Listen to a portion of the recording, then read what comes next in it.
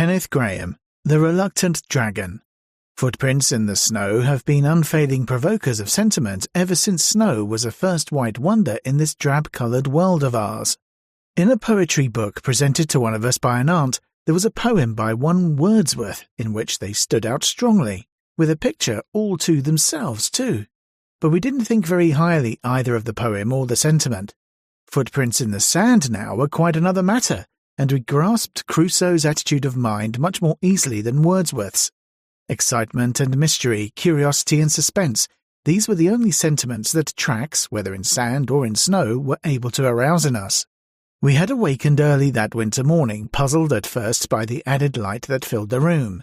Then, when the truth at last fully dawned on us, and we knew that snowballing was no longer a wistful dream, but a solid certainty waiting for us outside, it was a mere brute fight for the necessary clothes, and the lacing of boots seemed a clumsy invention, and the buttoning of coats an unduly tedious form of fastening, with all that snow going to waste at our very door. When dinner time came, we had to be dragged in by the scruff of our necks. The short armistice over, the combat was resumed, but presently Charlotte and I, a little weary of contests and of missiles that ran shudderingly down inside one's clothes, forsook the trampled battlefield of the lawn and went exploring the blank virgin spaces of the white world that lay beyond. It stretched away unbroken on every side of us, this mysterious soft garment under which our familiar world had so suddenly hidden itself. Faint imprints showed where a casual bird had alighted, but of other traffic there was next to no sign, which made these strange tracks all the more puzzling. We came across them first at the corner of the shrubbery, and pored over them long, our hands on our knees. Experienced trappers that we knew ourselves to be, it was annoying to be brought up suddenly by a beast we could not at once identify. "Don't you know," said Charlotte rather scornfully, "thought you knew all the beasts that ever was." This put me on my mettle, and I hastily rattled off a string of animal names, embracing both the Arctic and the tropic zones, but without much real confidence. "No," said Charlotte on consideration, "that won't any of 'em quite do. Seems like something lizardy. Did you say a iguanodon? It might be that, perhaps, but that's not British, and we want a real British beast. I think is a dragon." "Isn't half big enough," I objected. "Well, all dragons must be small to begin with," said Charlotte, "like anything else. Perhaps this is a little dragon who got lost. A little dragon would be nice to have. He might scratch and spit, but he couldn't do anything really. Let's track him down." So we set off into the wide, snow-clad world, hand in hand, our hearts big with expectation, complacently confident that by a few smudgy traces in the snow we were in a fair way to capture a half-grown specimen of a fabulous beast. We ran the monster across the paddock and along the hedge of the next field, and then he took to the road like any tame civilized taxpayer. Here his tracks became blended with and lost among more ordinary footprints. But imagination and a fixed idea will do a great deal, and we were sure we knew the direction a dragon would naturally take. The traces, too, kept reappearing at intervals. At least Charlotte maintained they did, and as it was her dragon, I left the following of the slot to her and trotted along peacefully, feeling that it was an expedition anyhow, and something was sure to come out of it. Charlotte took me across another field or two and through a copse and into a fresh road, and I began to feel sure it was only her confounded pride that made her go on pretending to see dragon tracks instead of owning she was entirely at fault like a reasonable person. At last she dragged me excitedly through a gap in a hedge of an obviously private character. The waste, open world of field and hedgerow disappeared, and we found ourselves in a garden, well kept, secluded, most undragon-haunted in appearance. Once inside, I knew where we were. This was the garden of my friend the circus man, though I had never approached it before by a lawless gap from this unfamiliar side. And here was the circus man himself, placidly smoking a pipe as he strolled up and down the walks. I stepped up to him and asked him politely if he had lately seen a beast. "May I inquire," he said with all civility, "what particular sort of a beast you may happen to be looking for?" It's a lizardy sort of beast," I explained. "Charlotte says it's a dragon, but she doesn't really know much about beasts." The circus man looked around about him slowly. "I don't think," he said, "that I've seen a dragon in these parts recently. but if I come across one, I'll know it belongs to you, and I'll have him taken round to you at once." "Thank you very much," said Charlotte, "but don't trouble about it, please, 'cause perhaps it isn't a dragon after all. Only I thought I saw his little footprints in the snow, and we followed them up, and they seem to lead right in here, but maybe it's all a mistake, and thank you all the same." "Oh, no trouble at all," said the circus man cheerfully. "I should be only too pleased, but of course, as you say, it may be a mistake, and it's getting dark, and he seems to have got away for the present, whatever he is. You'd better come in and have some tea. I'm quite alone, and we'll make a roaring fire, and I've got the biggest book of beasts you ever saw. It's got every beast in the world, and all of 'em coloured, and we'll try and find your beast in it." We were always ready for tea at any time, and especially when combined with beasts. There was marmalade too, and apricot jam brought in expressly for us, and afterwards the beast book was spread out, and, as the man had truly said, it contained every sort of beast that had ever been in the world. The striking of 6 o'clock set the more prudent Charlotte nudging me, and we recalled ourselves with an effort from Beastland, and reluctantly stood up to go. "Here, I'm coming along with you," said the circus man. "I want another pipe and a walk'll do me good. You needn't talk to me unless you like."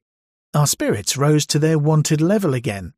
The way had seemed so long, the outside world so dark and eerie after the bright warm room and the highly coloured beast book. But a walk with a real man, why, that was a treat in itself. We set off briskly, the man in the middle. I looked up at him and wondered whether I should ever live to smoke a big pipe with that careless sort of majesty. But Charlotte, whose young mind was not set on tobacco as a possible goal, made herself heard from the other side. "Now then," she said, "tell us a story, please, won't you?" The man sighed heavily and looked about him. "Oh, I knew it," he groaned. "I knew I should have to tell a story. Oh, why did I leave my pleasant fireside? Well, I will tell you a story, only let me think a minute." So he thought a minute, and then he told us this story. Long ago, might have been hundreds of years ago, in a cottage halfway between this village and yonder shoulder of the downs up there, a shepherd lived with his wife and their little son. Now the shepherd spent his days, and at certain times of the year his nights too, up on the wide ocean bosom of the downs, with only the sun and the stars and the sheep for company, and the friendly chattering world of men and women far out of sight and hearing.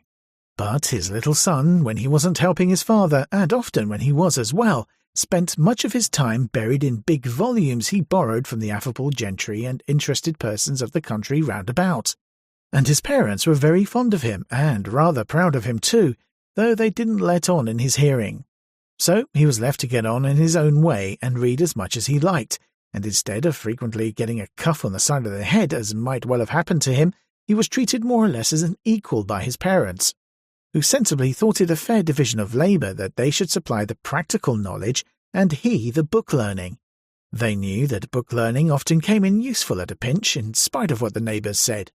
What the boy chiefly dabbled in was natural history and fairy tales, and he just took them as they came, in a sandwichy sort of way, without making any distinctions, and really his course of reading strikes one as rather sensible.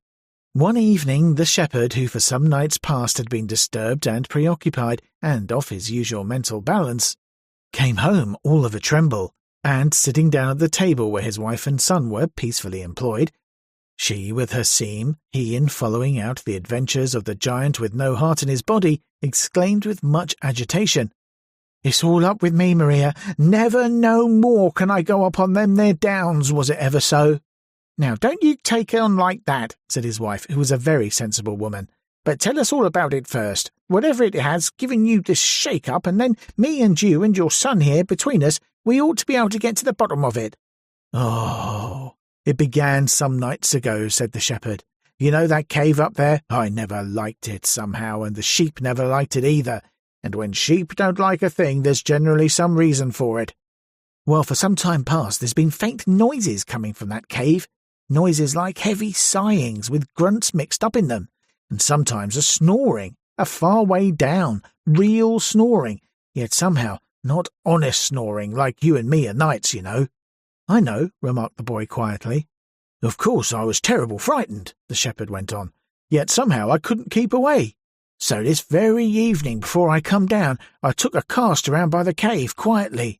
And there, oh Lord, there I saw him at last, as plain as I see you." "Saw who?" said his wife, beginning to show in her husband's nervous terror. "Why, him, I'm a-telling you," said the shepherd. "He was sticking halfway out of the cave, and seemed to be enjoying of the cool of the evening in a poetical sort of way. He was as big as 4 cart-horses, and all covered with shiny scales, deep blue scales at the top of him, shading off to a tender sort of green below. As he breathed, there was that sort of flicker over his nostrils that you see over our chalk roads on a baking windless day in summer. He had his chin on his paws, and I should say he was meditating about things. Oh yes, a peaceable sort of beast enough, and not ramping or carrying on or doing anything but what was quite right and proper. I admit all that. And yet, what am I to do? Scales, you know, and claws and a tail for certain, though I didn't see that end of him. I ain't used to 'em, and I don't hold with 'em, and that's a fact." The boy, who had apparently been absorbed in his book during his father's recital, now closed the volume, yawned, clasped his hands behind his head, and said sleepily, "It's all right, father, don't you worry. It's only a dragon." "Only a dragon?" cried his father. "What do you mean, sitting there, you and your dragons? Only a dragon indeed, and what do you know about it?" "'Cause it is, and 'cause I do know," replied the boy quietly. "Look here, father, you know we've each of us got our line. You know about sheep and weather and things. I know about dragons. I always said you know that the cave up there was a dragon cave. I always said it must have belonged to a dragon sometime, and ought to belong to a dragon now, if rules count for anything. Well, now you tell me it has got a dragon, and so that's all right. I'm not half as much surprised as when you told me it hadn't got a dragon. Rules always come right if you wait quietly. Now, please, just leave this all to me, and I'll stroll up tomorrow morning. No, in the morning I can't. I've got a whole heap of things to do. Well, perhaps in the evening, if I'm quite free, I'll go up and have a talk to him, and you'll find it'll be all right. Only please don't you go worrying around there without me. You don't understand them a bit, and they're very sensitive, you know." "He's quite right, father," said the sensible mother. "As he says, dragons is his line and not ours. He's wonderful knowing about book beasts, as everyone allows, and to tell the truth, I'm not half happy in my own mind thinking of that poor animal lying up there without a bit of hot supper or anyone to change the news with. And maybe he'll be able to do something with him. And if he ain't respectable, our boy'll find out quick enough. He's got a pleasant sort of way with him that makes everybody tell him everything." Next day, after he'd had his tea, the boy strolled up the chalky track that led to the summit of the downs, and there, sure enough, he found the dragon, stretched lazily on the sward in front of his cave. The view from that point was a magnificent one. To the right and left, the bare and billowy leagues of downs. In front, the vale with its clustered homesteads, its threads of white roads running through orchards and well-tilled acreage, and far away a hint of grey old cities on the horizon. A cool breeze played over the surface of the grass, and the silver shoulder of a large moon was showing above distant junipers. No wonder the dragon seemed in a peaceful and contented mood. Indeed, as the boy approached, he could hear the beast purring with a happy regularity. "Well, we live and learn," he said to himself. "None of my books ever told me about dragons that purred." "Hello, dragon," said the boy quietly when he had got up to him. The dragon, on hearing the approaching footsteps, made the beginning of a courteous effort to rise, but when he saw it was a boy, he set his eyebrows severely. "Now, don't you hit me," he said, "or bung stones or squirt water or anything. I won't have it, I tell you." "Not going to hit you," said the boy wearily, dropping on the grass beside the beast. "And don't, for goodness sake, keep on saying don't. I hear so much of it, and it's monotonous and makes me tired. I've simply looked in to ask you how you were and all that sort of thing. But if I'm in the way, I can easily clear out. I've lots of friends, and no one can say I'm in the habit of showing myself in where I'm not wanted." No, don't go off in a huff," said the dragon hastily. "Fact is, I'm as happy up here as the day's long, never without an occupation, dear fellow, never without an occupation. And yet, between ourselves, it is a trifle dull at times." The boy bit off a stalk of grass and chewed it.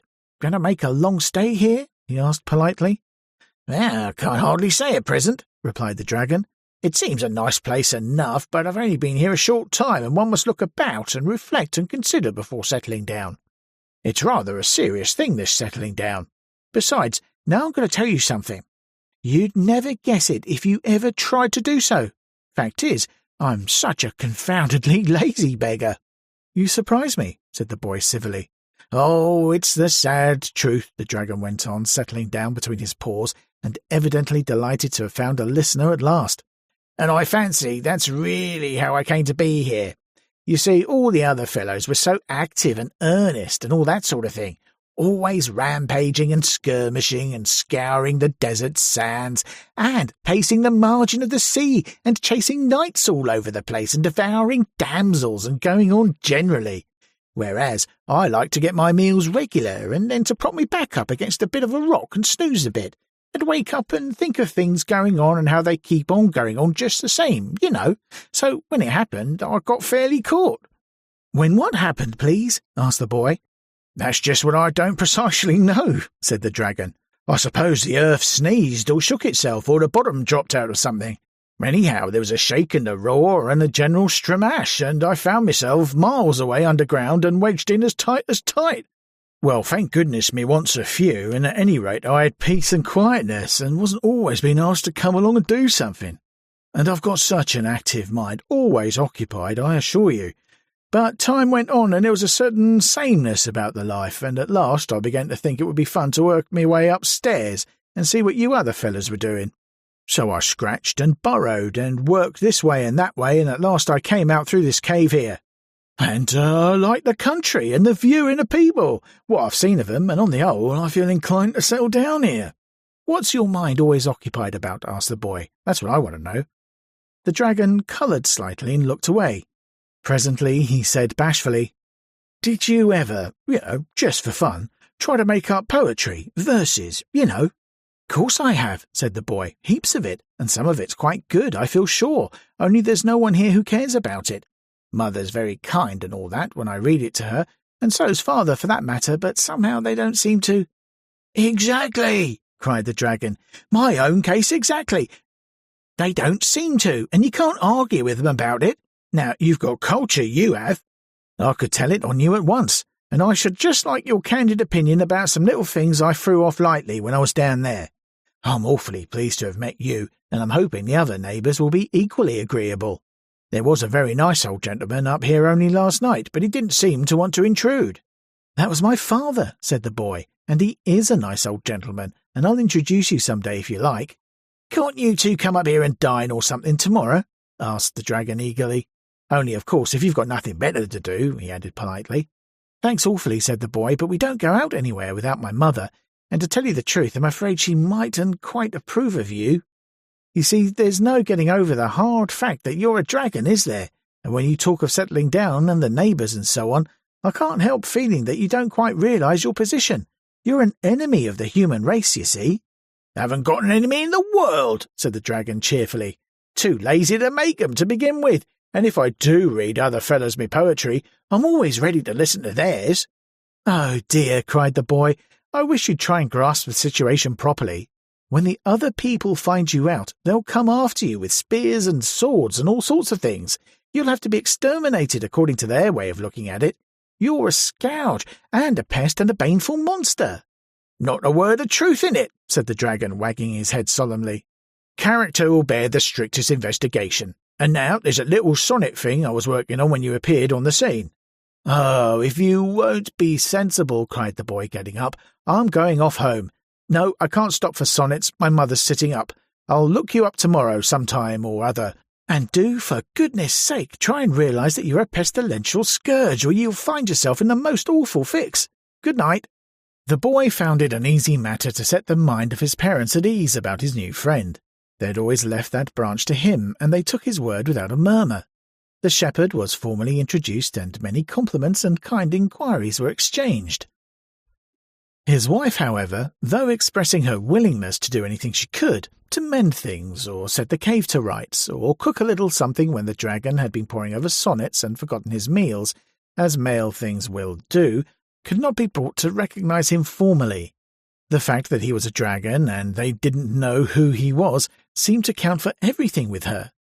She made no objection, however, to her little son spending his evenings with the dragon quietly, so long as he was home by 9 o'clock. And many a pleasant night they had, sitting on the sward, while the dragon told stories of old, old times when dragons were quite plentiful, and the world was a livelier place than it is now, and life was full of thrills and jumps and surprises. What the boy had feared, however, soon came to pass. The most modest and retiring dragon in the world, if he's as big as 4 cart horses and covered with blue scales, cannot keep altogether out of the public view. And so, in the village tavern of nights, the fact that a real live dragon sat brooding in the cave on the downs was naturally a subject for talk. Though the villagers were extremely frightened, they were rather proud as well. It was a distinction to have a dragon of your own, and it was felt to be a feather in the cap of the village. Still, all were agreed that this sort of thing couldn't be allowed to go on. The dreadful beast must be exterminated. The countryside must be freed from this pest, this terror, this destroying scourge. The fact that not even a hen roost was the worse for the dragon's arrival wasn't allowed to have anything to do with it. He was a dragon, and he couldn't deny it, and if he didn't choose to behave as such, that was his own lookout. But in spite of much valiant talk, no hero was found willing to take sword and spear and free the suffering village and win deathless fame, and each night's heated discussion always ended in nothing. Meanwhile, the dragon, a happy bohemian, lolled on the turf, enjoyed the sunsets, told antediluvian anecdotes to the boy, and polished his old verses while meditating on fresh ones. One day the boy, on walking into the village, found everything wearing a festal appearance which was not to be accounted for in the calendar. Carpets and gay-coloured stuffs were hanging out of the windows. The church bells clamoured noisily. The little street was flower-strewn, and the whole population jostled each other along either side of it, chattering, shoving, and ordering each other to stand back. The boy saw a friend of his own age in the crowd and hailed him. "What's up?" he cried. "Is it the players, or bears, or a circus, or what?" "It's all right," his friend hailed back. "He's a-comin'." "Who's a-comin'?" demanded the boy, thrusting into the throng. "Why, St. George, of course," replied his friend. "He's heard tell of our dragon, and he's coming on purpose to slay the deadly beast and free us from his horrid yoke. Oh my, won't there be a jolly fight?" Here was news indeed. The boy felt that he ought to make quite sure for himself, and he wiggled himself in between the legs of his good-natured elders, abusing them all the time for their unmannerly habit of shoving. Once in the front rank, he breathlessly awaited the arrival. Presently, from the far-away end of the line came the sound of cheering. Next, the measured tramp of a great war-horse made his heart beat quicker. Then he found himself cheering with the rest, as amidst welcoming shouts, shrill cries of women, uplifting of babies and waving of handkerchiefs, St. George paced slowly up the street. The boy's heart stood still, and he breathed with sobs. The beauty and the grace of the hero were so far beyond anything he had yet seen. His fluted armour was inlaid with gold, his plumed helmet hung at his saddle-bow, and his saddle-bow, and his thick, fair hair framed a face gracious and gentle beyond expression, till he caught the sternness in his eyes. He drew rein in front of the little inn, and the villagers crowded round with greetings and thanks and voluble statements of their wrongs and grievances and oppressions. The boy heard the grave, gentle voice of the saint assuring them that all would be well now, and that he would stand by them and see them righted and freed from their foe. Then he dismounted and passed through the doorway, and the crowd poured in after him. But the boy made off up the hill as fast as he could lay his legs to the ground. "It's all up, dragon," he shouted as soon as he was within sight of the beast. "He's coming, he's here now. You'll have to pull yourself together and do something at last." The dragon was licking his scales and rubbing them with a bit of house flannel the boy's mother had lent him, till he shone like a great turquoise. "Don't be violent, boy," he said without looking round. "Sit down and get your breath, and try and remember that the noun governs the verb, and then perhaps you'll get good enough and tell me who's coming." "That's right, take it coolly," said the boy. "Hope you'll be half as cool when I've got through with my news. It's only St. George who's coming, that's all. He rode into the village half an hour ago. Of course, you can lick him, a great big fellow like you, but I thought I'd warn you, 'cause he's sure to be round early, and he's got the longest, wickedest-looking spear you ever did see." And the boy got up and began to jump around in sheer delight at the prospect of the battle. "Oh, dearie, dearie me," moaned the dragon. "This is too awful. I won't see him, and that's flat. I don't want to know the fellow at all. I'm sure he's not nice. You must tell him to go away at once, please. Say he can ride if he likes, but I can't give him an interview. I'm not seeing anybody at present." "Now, dragon, said the boy imploringly. "Don't be perverse and wrong-headed. You've got to fight him some time or other, you know, 'cause he's St. George, and you're the dragon. Better get over it, and then we can go on with the sonnets. And you ought to consider other people a little too. If it's been dull up here for you, think how dull it's been for me." "My dear little man," said the dragon solemnly, "just understand once and for all that I can't fight and I won't fight. I've never fought in my life, and I'm not going to begin now. Just to give you a Roman holiday, pff, in old days I always let the other fellas, the earnest fellas, do all the fighting, and no doubt that's why I have the pleasure of being here now." "But if you don't fight, he'll cut your head off," gasped the boy, miserable at the prospect of losing both his fight and his friend. "Oh, I think not," said the dragon in his lazy way. "You'll be able to arrange something. I've every confidence in you. You're such a manager. Just run down, there's a dear chap, and make it all right. I leave it entirely to you." The boy made his way back to the village in a state of great despondency. First of all, there wasn't going to be any fight. Next, his dear and honoured friend, the dragon, hadn't shown up in quite such a heroic light as he would have liked. And lastly, whether the dragon was a hero at heart or not, it made no difference, for St. George would most undoubtedly cut his head off. "Arrange things indeed," he said bitterly to himself. "The dragon treats the whole affair as if it was an invitation to tea and croquet." The villagers were straggling homewards as he passed up the street, all of them in the highest spirits and gleefully discussing the splendid fight that was in store. The boy pursued his way to the inn and passed into the principal chamber where St. George now sat alone, musing over the chances of the fight and the sad stories of rapine and of wrong that had so lately been poured into his sympathetic ears. "May I come in, St. George?" said the boy politely as he paused at the door.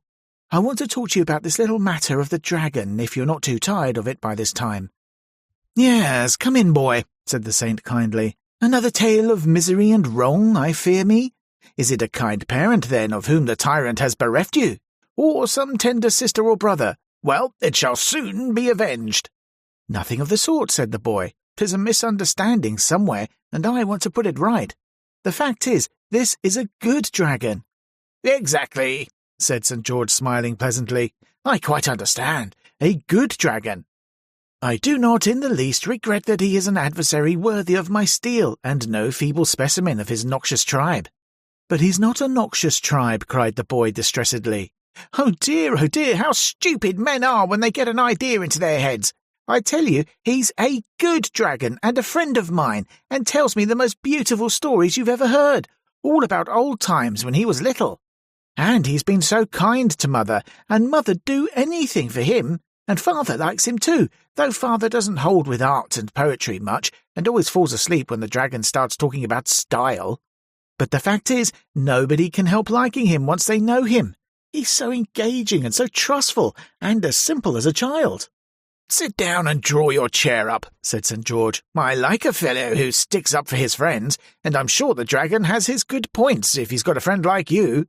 "But that's not the question. All this evening I've been listening with grief and anguish unspeakable to tales of murder, theft, and wrong, rather too highly coloured perhaps, not always quite convincing, but forming in the main a most serious role of crime.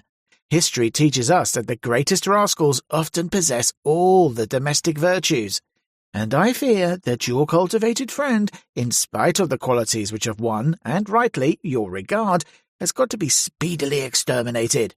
"Oh, you've been taking in all the yarns those fellows have been telling you," said the boy impatiently. "Why, our villagers are the biggest storytellers in the country round. It's a known fact. You're a stranger in these parts, or else you'd have heard it already. All they want is a fight. They're the most awful beggars for getting up fights. It's meat and drink to them. Dogs, bulls, dragons, anything so long as it's a fight. Why, they've got a poor innocent badger in the stable behind here at this moment. They were going to have some fun with him today, but they're saving him up now until your little affair's over. And I've no doubt they've been telling you what a hero you were, and how you were bound to win in the cause of right and justice and so on. But let me tell you, I came down the street just now, and they were betting 6-4 on the dragon freely." "6-4 on the dragon?" murmured St. George sadly, resting his cheek on his hand. "Oh, This is an evil world, and sometimes I begin to think that all the wickedness in it is not entirely bottled up inside the dragons. And yet, may not this wily beast have misled you as to his real character, in order that your good report of him may serve as a cloak for his evil deeds? Nay, may there not be at this very moment some hapless princess immured within yonder gloomy cavern? The moment he had spoken, St. George was sorry for what he'd said. The boy looked so genuinely distressed. "I assure you, St. George," he said earnestly, "there's nothing of the sort in the cave at all. The dragon's a real gentleman, every inch of him, and I must say that no one would be more shocked and grieved than he would at hearing you talk in that loose way about matters on which he has very strong views." "Well, perhaps I've been over-credulous," said St. George. "Perhaps I've misjudged the animal, but what are we to do? Here are the dragon and I almost face to face, each supposed to be thirsting for each other's blood. I don't see any way out of it exactly. What do you suggest? Can't you arrange things somehow?" "That's just what the dragon said," replied the boy, rather nettled. "Really? The way you two seem to leave everything to me. I suppose you couldn't be persuaded to go away quietly, could you?" No, impossible, I fear," said the saint. "Quite against the rules. You know that as well as I do." "Well, then, look here," said the boy. "It's early yet. Would you mind strolling up with me and seeing the dragon and talking it over? It's not far, and any friend of mine will be most welcome." "Well, it's irregular," said St. George, rising, "but really it seems about the most sensible thing to do. You're taking a lot of trouble on your friend's account," he added good-naturedly, as they passed out through the door together. "But cheer up. Perhaps there won't have to be any fight after all." "Oh, but I hope there will, though," replied the little fellow wistfully. "I've brought a friend to see you, dragon," said the boy rather loud. The dragon woke up with a start. "I was just, thinking about things," he said in his simple way. "Very pleased to make your acquaintance, sir. Charming weather we're having." "This is St. George," said the boy shortly. "St. George, let me introduce you to the dragon. We've come up to talk things over quietly, dragon, and now, for goodness sake, do let us have a little straight common sense, and come to some practical business-like arrangement, for I'm sick of views and theories of life and personal tendencies, and all that sort of thing. I may perhaps add that my mother's sitting up." So glad to meet you, St. George," began the dragon rather nervously. "Because you've been a great traveller, I hear, and I've always been rather a stay-at-home. But I can show you many antiquities, many interesting features of our countryside if you're stopping here any time." "I think," said St. George in his frank, pleasant way, "that we'd really better take the advice of our young friend here, and try to come to some understanding on a business footing about this little affair of ours. Now, don't you think that after all the simplest plan would be just to fight it out according to the rules and let the best man win? They're betting on you, I may tell you, down in the village, but I don't mind that." "Oh yes, do, dragon," said the boy delightedly. "It'll save such a lot of bother." "My young friend, shut up," said the dragon severely. "Believe me, St. George," he said, "there's nobody in the world I'd sooner oblige than you and this young gentleman here. But the whole thing's nonsense and conventionality and popular thick-headedness. There's absolutely nothing to fight about, from beginning to end, and anyhow, I'm not going to, so that settles it. But, supposing I make you," said St. George, rather nettled. "You can't," said the dragon triumphantly. "I should only go into my cave and retire for a time down the hole I came up. You'd soon get heartily sick of sitting outside and waiting for me to come out and fight you. And as soon as you'd really gone away, why, I'd come up again gaily, for I tell you frankly, I like this place, and I'm going to stay here." St. George gazed for a while on the fair landscape around them. "But this would be a beautiful place for a fight," he began again persuasively. "These great bare rolling downs for the arena, and me in my golden armour showing up against your blue scaly coils. Think what a picture it would make." "Now you're trying to get at me through my artistic sensibilities," said the dragon, "but it won't work. Not but what it would make a very pretty picture, as you say," he added, wavering a little. "We seem to be getting rather nearer to business," put in the boy. "You must see, dragon, that there's got to be a fight of some sort, because you can't want to have to go down that dirty hole again and stop there until goodness knows when." "It might be arranged," said St. George thoughtfully. "I must spear you somewhere, of course, but I'm not bound to hurt you very much. There's such a lot of you that there must be a few spare places somewhere. Here, for instance, just behind your foreleg. It couldn't hurt you much just here." "Oh, now you're tickling, George," said the dragon coyly. "No, that place won't do at all, even if it didn't hurt, and I'm sure it would awfully. It would make me laugh, and that would spoil everything." "Let's try somewhere else then," said St. George patiently. "Under your neck, for instance, all these folds of thick skin. If I speared you here, you'd never even know I'd done it." "Yes, but are you sure you can hit off the right place?" asked the dragon anxiously. "Of course I am," said St. George with confidence. "You leave that to me."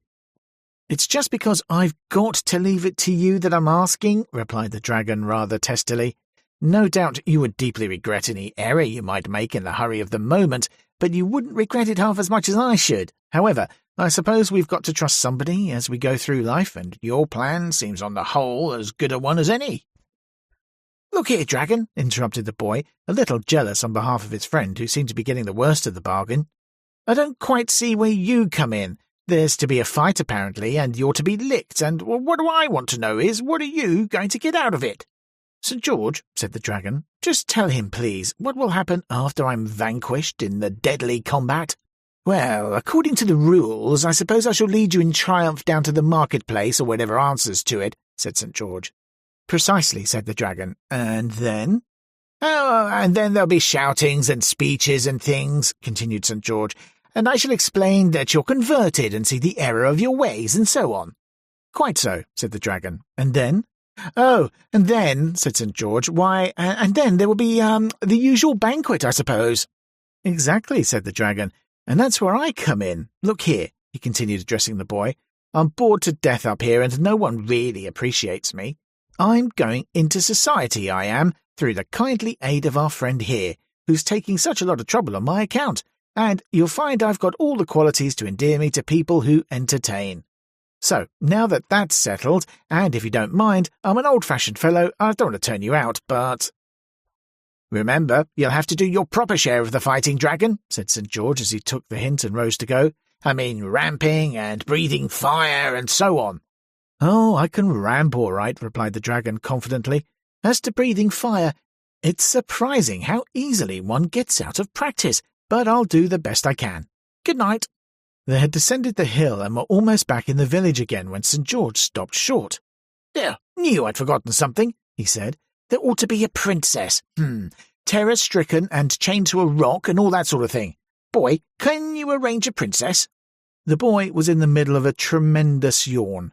"Oh, I'm tired to death," he wailed, "and I can't arrange a princess or anything more at this time of night.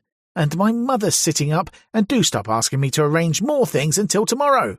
Next morning, the people began streaming up to the downs at quite an early hour, in their Sunday clothes and carrying baskets with bottlenecks sticking out of them, everyone intent on securing good places for the combat. This was not exactly a simple matter, for of course it was quite possible that the dragon might win, and in that case even those who had put their money on him felt that they could hardly expect him to deal with his backers on a different footing to the rest.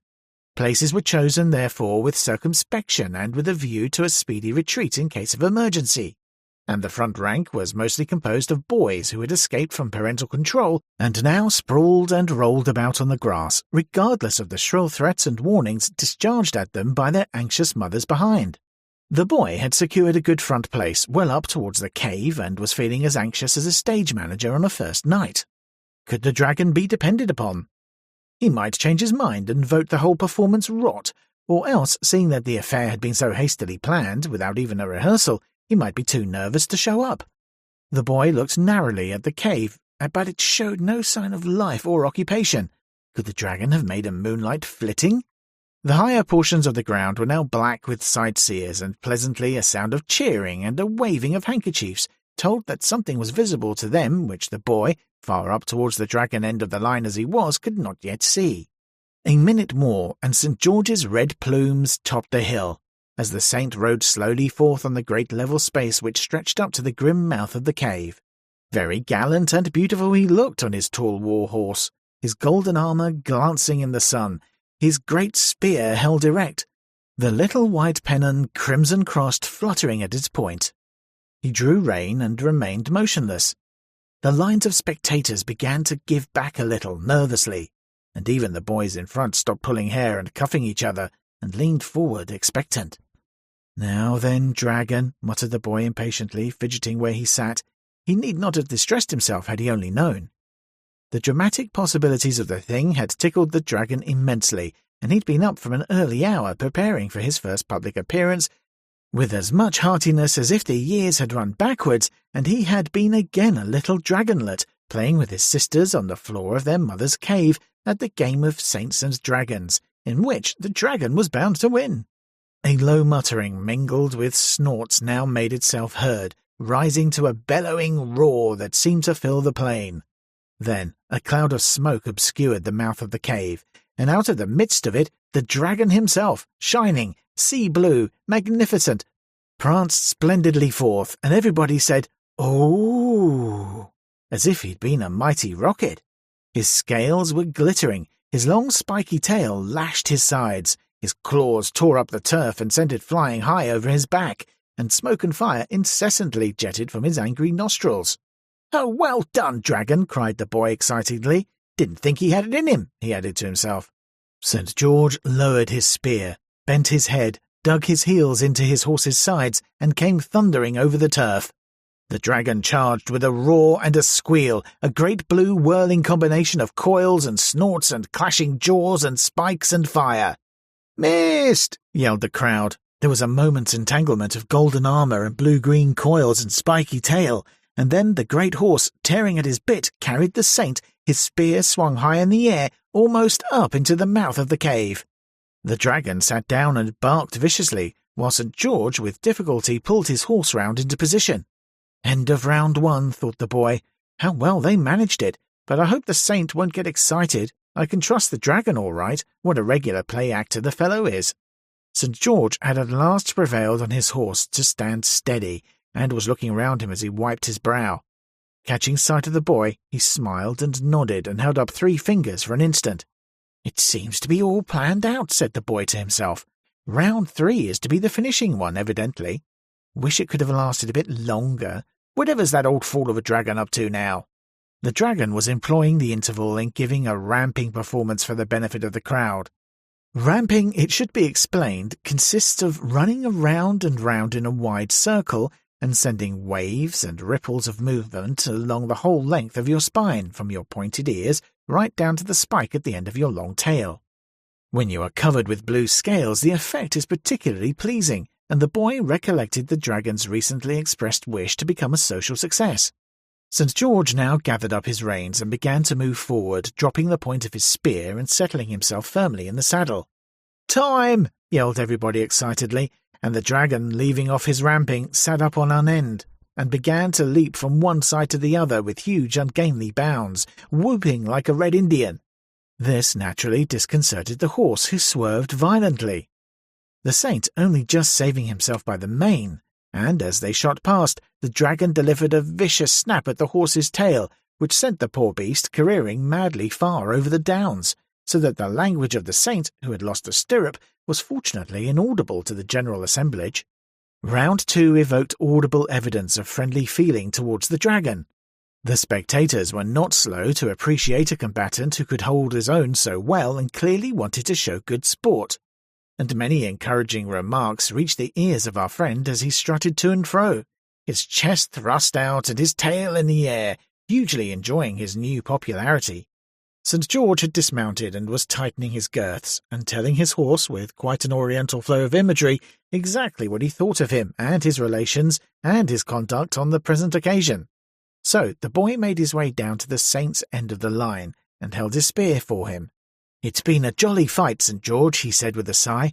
"Can't you let it last a bit longer?" "Well, I think I'd better not," replied the saint. "The fact is, your simple-minded old friend's getting conceited. Now they've begun cheering him, and he'll forget all about the arrangement and take to playing the fool, and there's no telling where he would stop.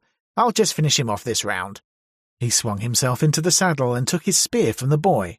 "Now, don't you be afraid," he added kindly. "I've marked my spot exactly, and he's sure to give me all the assistance in his power, because he knows it's his only chance of being asked to the banquet." St. George now shortened his spear, bringing the butt well up under his arm, and instead of galloping as before, trotted smartly towards the dragon, who crouched at his approach, flicking his tail till it cracked in the air like a great cart-whip. The saint wheeled as he neared his opponent and circled warily around him, keeping his eye on the spare place, while the dragon, adopting similar tactics, paced with caution around the same circle, occasionally feinting with his head. The two sparred for an opening, while the spectators maintained a breathless silence. Though the round lasted for some minutes, the end was so swift that all the boy saw was a lightning movement of the saint's arm, and then a whirl and the confusion of spines, claws, tail, and flying bits of turf. The dust cleared away, the spectators whooped and ran in cheering, and the boy made out that the dragon was down, pinned to the earth by the spear, while St. George had dismounted and stood astride him. It all seemed so genuine that the boy ran in breathlessly, hoping the dear old dragon wasn't really hurt. As he approached, the dragon lifted one large eyelid, winked solemnly, and collapsed again. He was held fast to earth by the neck, but the saint had hit him in the spare place agreed upon, and it didn't even seem to tickle. "Ain't you going to cut his head off, master?" said one of the applauding crowd. He had backed the dragon and naturally felt a trifle sore. "Well, not today, I think," replied St. George pleasantly. "You see, that can be done at any time. There's no hurry at all. I think we'll all go down to the village first and have some refreshment, and then I'll give him a good talking to, and you'll find he'll be a very different dragon." At that magic word, refreshment, the whole crowd formed up in procession and silently awaited the signal to start. The time for talking and cheering and betting was past. The hour for action had arrived. St. George, hauling on his spear with both hands, released the dragon, who rose and shook himself and ran his eye over his spikes and scales and things to see that they were all in order. Then the saint mounted and led off the procession, the dragon following meekly in the company of the boy, while the thirsty spectators kept a respectful interval behind. There were great doings when they got down to the village again and had formed up in front of the inn. After refreshment, St. George made a speech, in which he informed his audience that he had removed their direful scourge, at a great deal of trouble and inconvenience to himself, and now they weren't to go about grumbling and fancying they'd got grievances because they hadn't. And they shouldn't be so fond of fights, because next time they might have to do the fighting themselves, which would not be the same thing at all. And there was a certain badger in the inn's stables which had got to be released at once, and he'd come and see it done himself. Then he told them that the dragon had been thinking over things and saw that there were two sides to every question, and he wasn't going to do it any more, and if they were good, perhaps he'd stay and settle down here. So they must make friends and not be prejudiced and go about fancying they knew everything there was to be known, because they didn't, not by a long way. And he warned them against the sin of romancing and making up stories and fancying other people would believe them, just because they were plausible and highly coloured. Then he sat down amidst much repentant cheering, and the dragon nudged the boy in the ribs and whispered that he couldn't have done it better himself. Then everyone went off to get ready for the banquet. Banquets are always pleasant things, consisting mostly, as they do, of eating and drinking, but the specially nice thing about a banquet is that it comes when something's over, and there's nothing more to worry about, and tomorrow seems a long way off. St. George was happy because there'd been a fight and he hadn't had to kill anybody, for he didn't really like killing, though he generally had to do it. The dragon was happy because there'd been a fight, and so far from being hurt in it, he had won the popularity and a sure footing in society.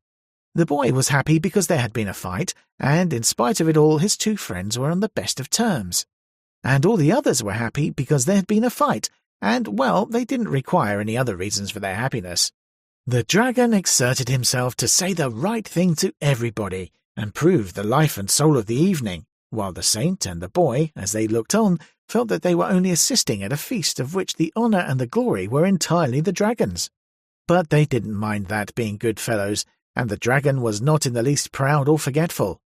On the contrary, every 10 minutes or so he leant over towards the boy and said impressively, "Look here, you will see me home afterwards, won't you?" And the boy always nodded, though he had promised his mother not to be out late.